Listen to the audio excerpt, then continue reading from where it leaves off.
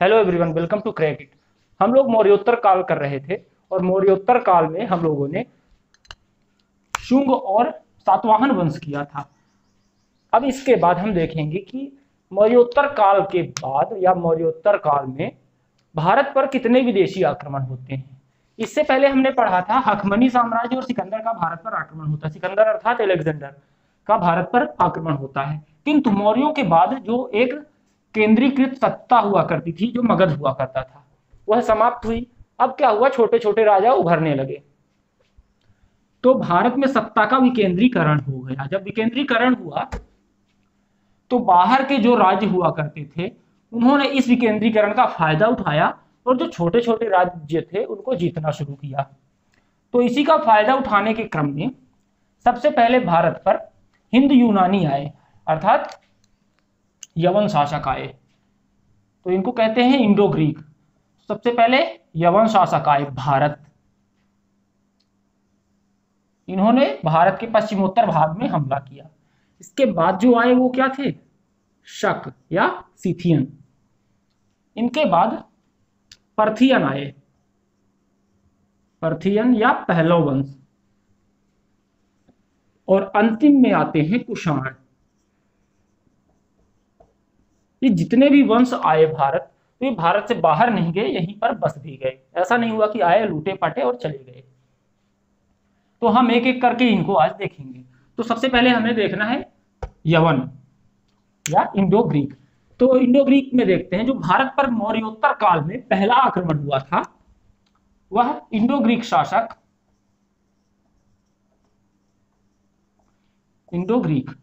वह Indo Greek शासक किसने,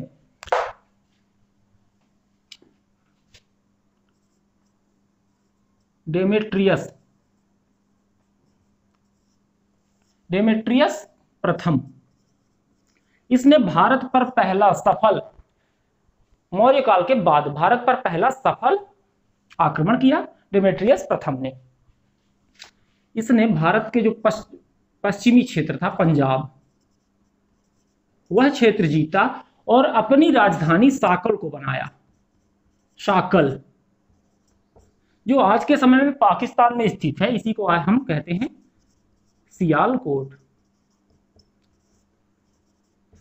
तो सबसे पहले भारत पर विजय करने वाला विदेशी आक्रमण कौन था, डेमेट्रियस प्रथम। इसने भारत का जो पंजाब क्षेत्र था उसे जीता और अपनी राजधानी साकल को बनाया। इसके बाद इस राज्य का या इस वंश का, इंडो ग्रीक वंश का अगला शासक, मुख्य शासक आता है मिनांडर। इसका नाम होता है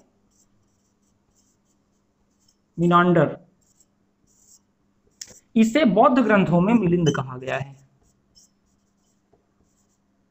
इसे बौद्ध ग्रंथों में मिलिंद कहा गया है। अब यह क्या करता है कि यह आचार्य नागसेन, किससे, आचार्य नागसेन से बौद्ध धर्म की दीक्षा लेता है। और आचार्य नागसेन और इसके बीच में हुए संवाद को, मिलिंद तथा आचार्य नागसेन, इनके बीच हुए संवाद के संकलन को हम मिलिंद पन्हों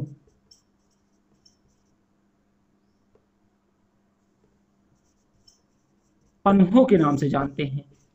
ठीक, इनके मिलांडर और आचार्य नागसेन के बीच हुए संवाद को मिलिंद पन्हों में संकलित किया गया है। अब हम देखते हैं कि जो पहला स्वर्ण सिक्का था या सोने का सिक्का था, तो प्रथम क्या, सोने का सिक्का, गोल्ड कॉइन जो था वह मिनांडर नहीं चलाया था। तो प्रथम गोल्ड कॉइन चलाने वाला राजा क्या था, मिनांडर। ठीक, अब जो इसके कांस्य के सिक्के थे, कांस्य सिक्कों पर किसका चिन्ह है, धर्म चक्र का। धर्म, इसके कांस्य सिक्कों पर धर्म चक्र का चिन्ह है। तो ये कंप्लीट इंडो ग्रीक शासन था। अब क्या होता है कि इसके बाद आगे जो शासन आता है वह होता है शक। तो शक वंश या सिथियन वंश भारत आते हैं। तो पहला जो शक था या शक का ओरिजिन कहां पर हुआ था, शकों का जो ओरिजिन था, स्थान था, वह था ईरान। को हम देखते हैं अगला जो हमारा है शासक वह है शक, और इन्हें और क्या कहा जाता था, या सीथियन। तो इनका जो मूल स्थान था वह ईरान था, यह ईरान के निवासी थे, जिसे पर्शिया कहा जाता था। पर्थियन भी ईरान से ही आते हैं, ये भी याद रखना है आपको। तो ये भारत पर आक्रमण करते हैं। तो इनके जो राजा होते थे जो भारत पर आते हैं, उनको वो अपने नाम के पहले क्षत्रप कहलाना पसंद करते हैं। वो स्वयं को क्या कहते हैं, क्षत्रप कहते हैं। ठीक, अब जब क्षत्रप भारत आते हैं तो उनकी दो शाखाएं बढ़ती हैं, पहली और दूसरी। जो पहली शाखा होती है वह क्या होती है, उत्तरी क्षत्रप, इसके बारे में भी देखते हैं। और जो दूसरी शाखा होती है वो होती है पश्चिमी क्षत्रप। जो उत्तरी क्षत्रप होते हैं वह कहां कहां शासन करते हैं, तक्षशिला और मथुरा इनके प्रमुख केंद्र होते हैं। और जो पश्चिमी क्षत्रप होते हैं वह नासिक और उज्जैनी,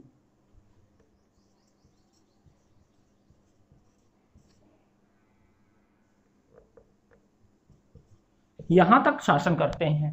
ठीक, इनके बाद क्या होता है, इनका एक शासक होता है जो उत्तरी क्षत्रप होते हैं। ये कौन सा, उत्तरी क्षत्रप, इनको आप ही को याद रखना है।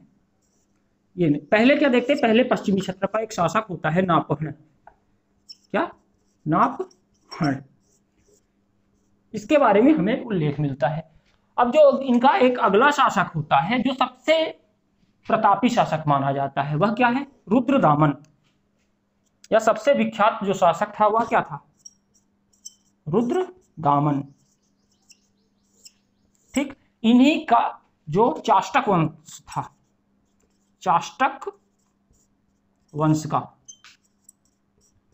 ठीक, क्षत्रपों का ही चाष्टक वंश का राजा हुआ करता था रुद्रदामन, जो सबसे प्रमुख राजाओं में से है, किस शासकों में। यह क्या करता है, जो है सुदर्शन झील का पुनरुद्धार करवाता है। सुदर्शन झील क्या थी, चंद्रगुप्त मौर्य के द्वारा यह निर्मित की गई थी सुदर्शन झील। इसका पुनरुद्धार कौन करवाता है, रुद्रदामन। और यह पहला शासक होता है जो विशुद्ध संस्कृत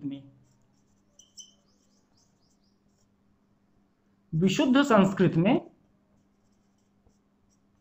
अभिलेख बनाता है। कौन सा अभिलेख, जूनागढ़ का अभिलेख, जूनागढ़ का रुद्रदामन का अभिलेख पहला विशुद्ध संस्कृत का अभिलेख है। इसके बारे में आपको याद रखना है। ठीक, अब जब यह सुदर्शन झील का निर्माण करवाया था तो इस जनता से कोई अतिरिक्त कर भी नहीं लिया था कि उसके निर्माण के लिए, ये चीज आपको याद रखनी है। और इस वंश का अंतिम शासक होता है रुद्रसिंह तृतीय।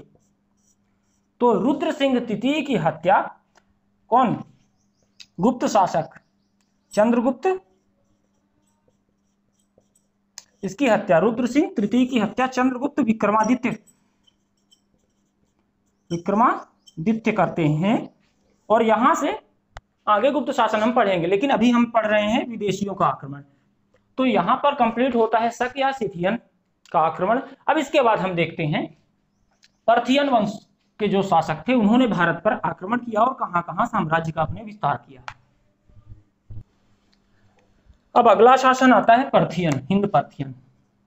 पर्थियन थे पहले, लेकिन जब भारत आए तो ये हिंद पर्थियन कहलाए, पर्थियन या पहलव वंश। इसका जो पहला भारत पर शासक होता है वह क्या होता है, उसका नाम था माउस। ये याद रखना है, कंप्यूटर वाला माउस नहीं, ये राजा है। तो पर्थियन, यहां से आपको नाम से पहले ही पता चलता है कि ये कहां के निवासी थे, ईरान के, और शक भी वहीं से आए थे। जब शकों का पश्चिमोत्तर भारत में प्रभाव कम हुआ, तब क्या होता है, ये पर्थियन वंश का उदय होता है और यह उस क्षेत्र को अपने अधीन कर लेते हैं। इस वंश का एक शासक होता है उसका नाम होता है गोंदो फर्निस। क्या? गोंदो फर्निस।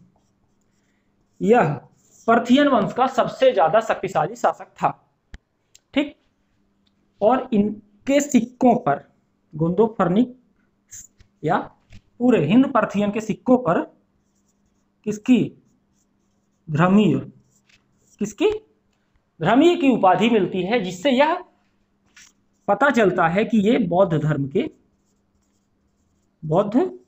के अनुयायी थे।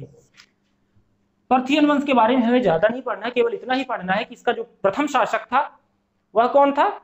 माउस। इसका सबसे शक्तिशाली शासक था गोंदो फर्निस, और इनके सिक्कों पर धर्मी की उपाधि मिलती है, जिससे यह पता चलता है कि यह बौद्ध धर्म के अनुयायी थे।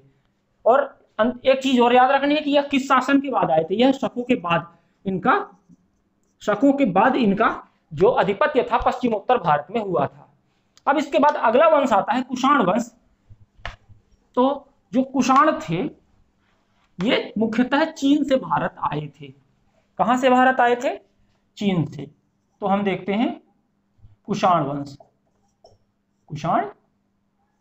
वंश। ये चीन की यूची प्रजाति, क्या? यूची प्रजाति के थे। जनजाति इसको कहेंगे, यूची जनजाति के लोग थे।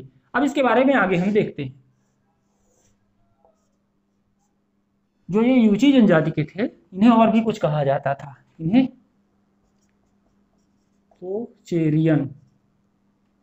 तोचेरियन या तोखारी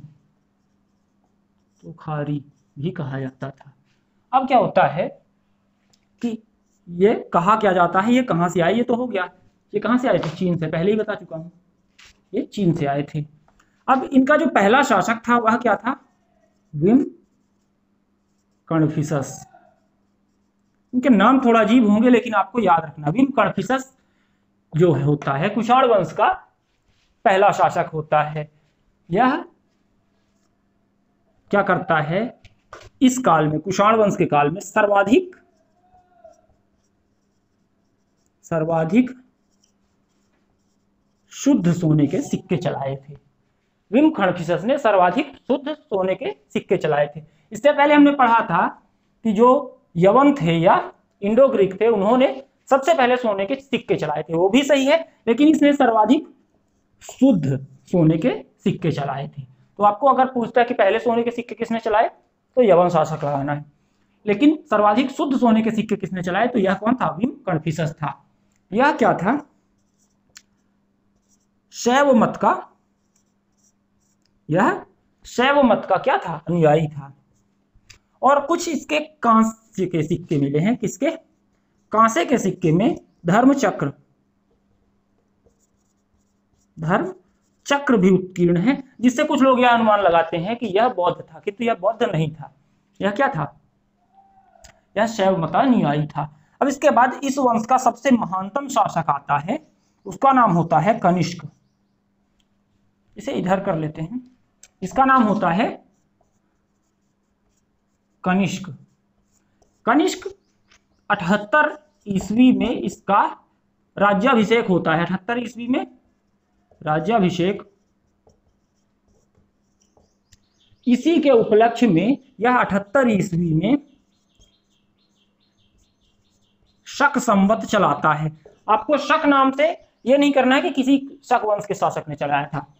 कनिष्क ने शक संवत चलाया था 78 ईस्वी में, और इस शक संवत की खास बात यह है कि इसका प्रयोग भारत सरकार आधिकारिक रूप से भी करती है।